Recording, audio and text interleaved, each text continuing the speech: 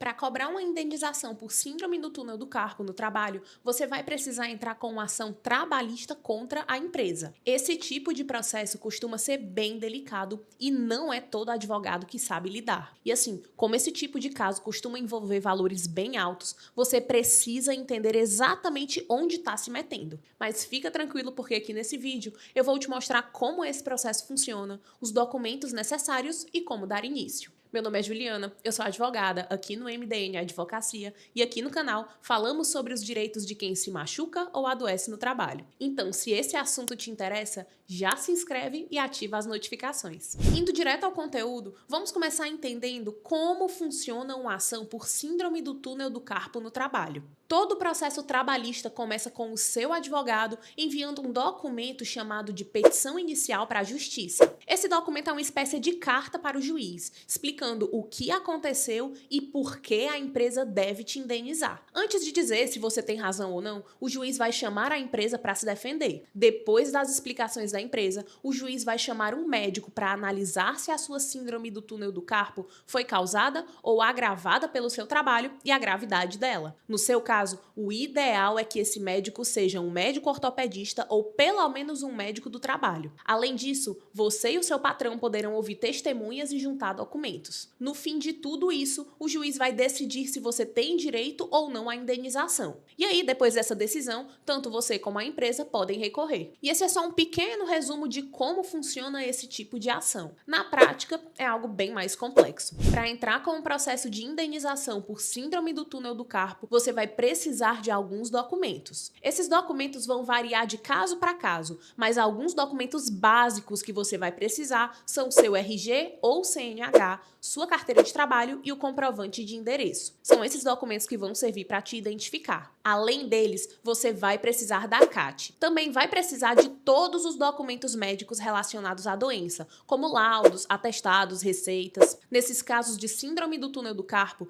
ter os exames de imagem também é muito importante. Outra coisa que vai te ajudar é ter todos os comprovantes dos gastos que você teve com a síndrome do túnel do carpo, como notas fiscais, recibos, declarações. Se precisou fazer fisioterapia, também guarda os recibos. Isso porque você pode pedir o reembolso de tudo isso. Caso você tenha sido demitido, os documentos de rescisão também são muito importantes. Outra coisa que você vai precisar é de documentos que comprovam o que você fazia na empresa que causou a síndrome do túnel do carpo. Por exemplo, se você fazia muitos movimentos repetitivos ou muito esforço, vai precisar comprovar isso. Dependendo da situação, o seu advogado pode pedir alguns outros documentos, mas os principais são esses. Mas se você não tem todos esses documentos, não se preocupa. Conversa com o seu advogado e explica para ele quais estão faltando e ele vai analisar se o que você tem é suficiente ou não. E uma coisa que você precisa ficar muito atento é em relação ao prazo para dar entrada nesse tipo de ação. Isso porque muita gente fica aí anos esperando e acaba perdendo os direitos. Só que antes de te mostrar esses prazos, eu preciso te dizer que aqui no canal a gente publica vídeos novos toda segunda, quarta e sexta.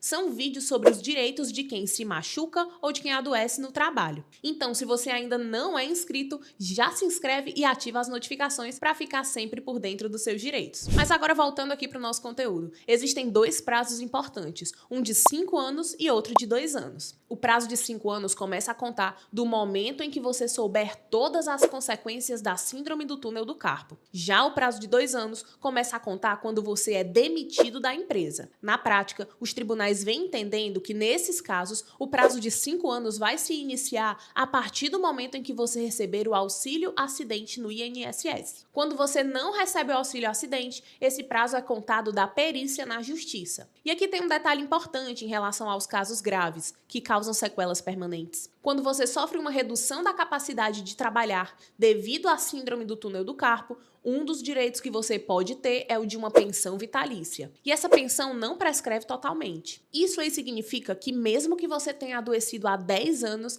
ainda pode receber essa pensão. Outro detalhe que pouca gente sabe é que você pode entrar com uma ação de indenização enquanto continua trabalhando na empresa. Apesar de ser possível, isso não é o mais comum. Geralmente, as pessoas optam por entrar com uma ação após saírem da empresa. Mas isso não é uma regra, principalmente se após descobrir a doença, você não quiser continuar trabalhando nesse lugar. Você tanto pode optar por aguardar sair ou entrar imediatamente. Agora, uma dúvida que surge bastante por aqui é em relação ao tempo que demora uma ação como essa. Olha, infelizmente, para nenhum tipo de ação trabalhista existe um prazo mínimo ou máximo. A sua ação de indenização pode demorar meses ou até anos. Segundo as estatísticas do Tribunal Superior do Trabalho, um processo trabalhista que vai até a última instância demora aí cerca de 3 anos. Então, isso significa que o seu processo vai demorar 3 anos? Não, não significa. Pode ser que demore menos ou mais tempo, não existe uma regra. Nos últimos anos, eu vejo as ações de indenização por síndrome do túnel do carpo demorando cerca aí de 2 a 3 anos para serem resolvidas. Agora presta muita atenção aqui. Esses assuntos envolvendo doenças do trabalho,